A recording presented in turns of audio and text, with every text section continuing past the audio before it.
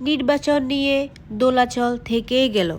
কিছুদিন আগে প্রধান উপদেষ্টা বলেছিলেন নির্বাচন ডিসেম্বর 2025 তারিখে বা 2026 সালের মাঝামাঝি হতে পারে।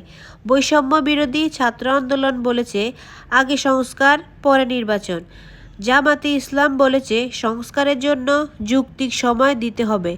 আজ বিএনপির মহাসচিব জনাব মির্জা ফখরুল ইসলাম আলমগীর বলেছেন নির্বাচন এই বছরের মাঝামাঝি করতে পারে সরকার। আমরা মনে করি এই বছরের মাঝামাঝিতে জাতীয় নির্বাচন হতে পারে। আমরা সরকারের কাছে আহ্বান জানাই যেন বছরের মাঝামাঝিতে জুলাই থেকে আগস্টের মধ্যে নির্বাচনের আয়োজন করা হয়। সংবাদ সম্মেলনে এই কথা বলেন বিএনপির মহাসচিব মির্জা ফখরুল ইসলাম। আজ দুপুরে বিএনপির গুলশান কার্যালয়ে সংবাদ সম্মেলনের আয়োজন করা হয়। সেখানে উপস্থিত ছিলেন বিএনপির মহাসচিব মির্জা ফখরুল ইসলাম ও বিএনপি স্থায়ী কমিটির সদস্য ডক্টর মঈন খান।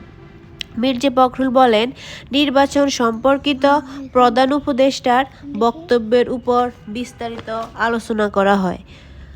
সবাই মনে করা হয় যে জাতীয় পরিষদ নির্বাচন বিলম্বিত হলে রাজনৈতিক ও অর্থনৈতিক সংকট আরও বাড়বে।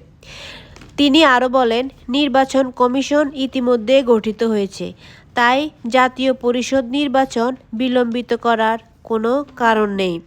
জাতীয় পরিষদ নির্বাচনের আগে স্থানীয় সরকার নির্বাচনের প্রশ্নই ওঠে না। 2025 সালের জুলাই মাসের মধ্যে নির্বাচন অনুষ্ঠিত হতে পারে।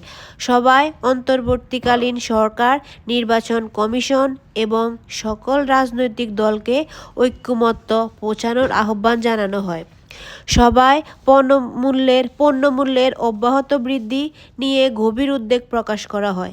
সবাই মনে করা হয়েছে যে একদিকে নিত্য প্রয়োজনীয় জিনিসপত্রের দাম বৃদ্ধি, মুদ্রাস্ফীতি বৃদ্ধি এবং অন্যদিকে ভ্যাট ও অন্যান্য করের হার বৃদ্ধি অর্থনীতির উপর নেতিবাচক প্রভাব ফেলবে। সভায় জাতীয় স্থায়ী কমিটির সদস্য জনাব আমির খসরু মাহমুদ চৌধুরীকে আহ্বায়ক এবং মাননীয় চেয়ারপারসনের উপদেষ্টা জনাব ইসমাইল জবিউল্লাহকে নিয়ে একটি কমিটি গঠন করা হয়।